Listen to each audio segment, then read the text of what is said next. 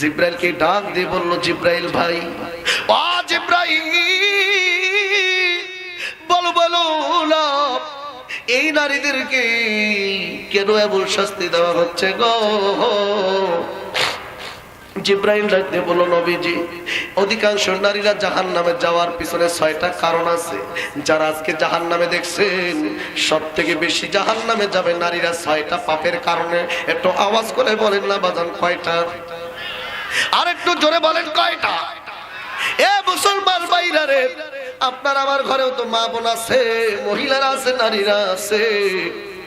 6টা পাপ কোনোদিনও করতে দিবেন না, 6টা পাপের ধারে কাছেও যেতে দিবেন না। তাহলে কিন্তু আপনার মা হোক, বউ হোক, বোন হোক, যে হোক না, মেয়ে হোক না কেন, জাহান্নামে চলে যাবে। এই জন্য 6টা বিষয়ের জানার পুরুষদেরও দরকার আছে না নাই? কোন 6টা পাপের কারণে আমার ভাইরা নারীরা বেশি জাহান্নামে যাবে খেয়াল করেন। ওগো পর্দার আড়ালের ভাইরা, নোট করে নিয়ে যাও, রেকর্ড করে নিয়ে যাও, 6টা পাপ কোনোদিনও যেন না হয়, কোনোদিন যাতে এই 6টা পাপ না করো গো মা। এইবার খেয়াল করো, জিব্রাইলকে ডাকতে বলল, জিব্রাইল,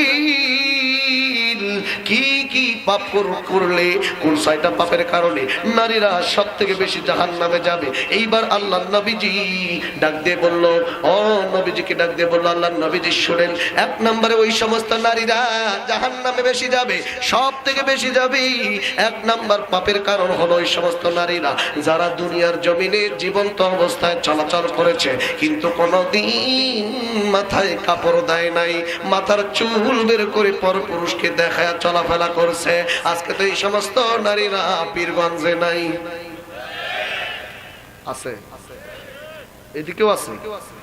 আমি তো মনে করছি খালি আমার গাইবান্ধা, ঢাকা, এই দিকের নারীরা মাথায় কাপড় দেয় না, এদিকেও আছে। কথা নাই, কাপড় দিয়ে কি করবে? মাথায় যে চুল কালার করছে 3.5 প্রকারের, কথা নাই, কালো, লাল, সাদা, হলুদ, টিয়া, কত প্রকারের কালার করে, আছে না নাই? পার্লারে গিয়া হিট দিয়া চুল বেঁকা করে আনে। উগান্ডার নারীরা যেরকম জন্মগত ভাবে তাদের চুল কোকড়া বেঁকড়া, আর বাংলাদেশের কিছু নারী আছে পার্লারে গিয়ে টাকা খরচ করে, টাকা দিয়া হিট দিয়া চুল কোকড়া বেঁকড়া করে। কথা বল না কেন? আছে না নাই? মাথার মধ্যে কাপড় নাই, মাথায় কাপড় তো দূরে থাকলে আজকে অন্যও তো খুঁজে পাওয়া যায় না।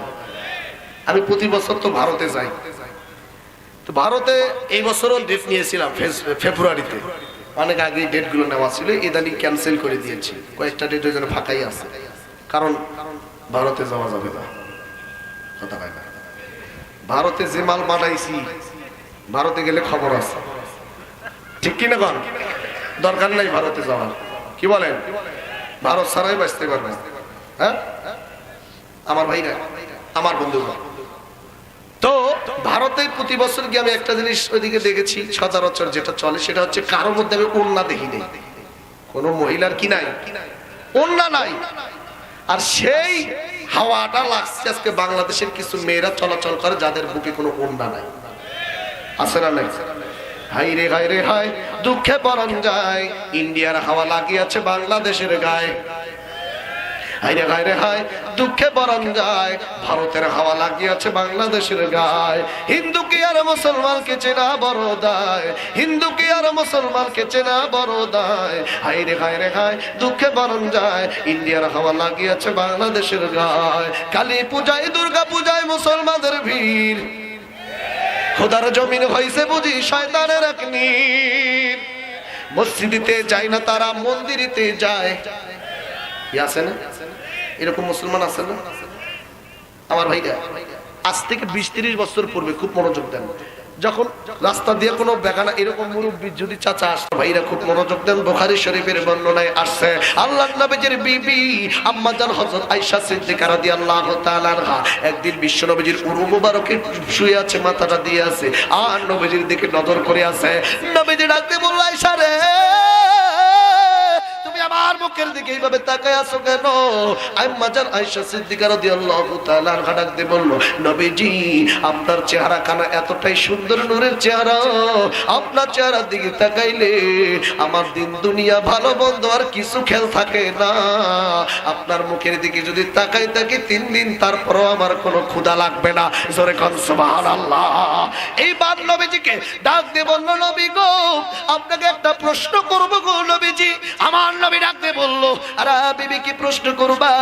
এইবার আম্মা জান হযরত আয়েশা সিদ্দিকা রাদিয়াল্লাহু তাআলা আনহা ডাক দিয়ে বলল, নবীজি আমি জানতে চাই আপনি তো জান্নাত জাহান্নাম মিরাজে কি দেখে আসছেন, আপনি শুধু জাহান্নামে মহিলাদের সম্পর্কে কিছু বলেননি। আপনি কি আমাকে বলবেন যে জাহান্নামে মহিলাদের সঙ্গে কেমন কেমন আচরণ করা হবে, ব্যবহার করা হবে, কিরকম তাদের সঙ্গে কিরকম কতটুকু পরিমাণ শাস্তি দেওয়া হবে? এই প্রশ্ন কেবল আম্মা জান হযরত আয়েশা বিশ্ব নবীকে বলছে। আর নবীজির মুখের দিকে তাকাইয়া দেখে রে, নজর করে দেখে নবীজির দুটি চোখ দিয়ে টপ টপ করে পানি পড়তেছে। আম্মা জান হযরত আয়েশা ডাক দিয়ে বলল, নবী গো আপনি কান্না করছেন কারণটা কি? নবীজি আমি তো কান্না করার মতো কোনো কথা বলি নাই। নবীজি ডাক দিয়ে বলল, আয়েশা রে তোমার প্রশ্নটা শুনিয়া আমার কান্না চলে আসছে। এমন একটা বিষয় মনে করে দিছ, এমন একটা ঘটনা, এমন একটা মুহূর্তের কথা মনে করে দিয়েছ রে আয়েশা। আমি যেই দিন জাহান্নামে গেলাম, জাহান্নামের বর্ণনা দেখতেছিলাম, আমি নজর করে দেখি রে আয়েশা জাহান্নামে কিছু নারীদের কেমন ভয়ঙ্কর ভাবে আযাব দিচ্ছে। আমি শুধু নজর করে দেখলাম, আমার গায়ের লোমগুলো দাঁড়িয়ে গেল, চোখের পানি ধরে রাখতে পারলাম না রে আয়েশা। আম্মা জান আয়েশা ওই শোয়া থেকে উঠে বসিয়া ডাক দিয়ে বলল, নবী গো আপনি কি আমাকে একটু বলবেন নি? নবীজি ডাক দিয়ে বলল, আয়েশা রে আমি নজর করে দেখি কিছু সমস্ত নারীদেরকে টেনে টেনে জাহান্নামের দিকে নিয়ে যাচ্ছে, তবে যেই দিক দিয়ে টানতেছে টেনে টেনে জাহান্নামের দিকে নিচ্ছে, ওই দিকে লম্বা লম্বা পেরাক গাড়া আছে, এর উপর দিয়া আমার ভাইরা আমার বন্ধুগণ তাদেরকে টেনে টেনে নিয়ে যাচ্ছে।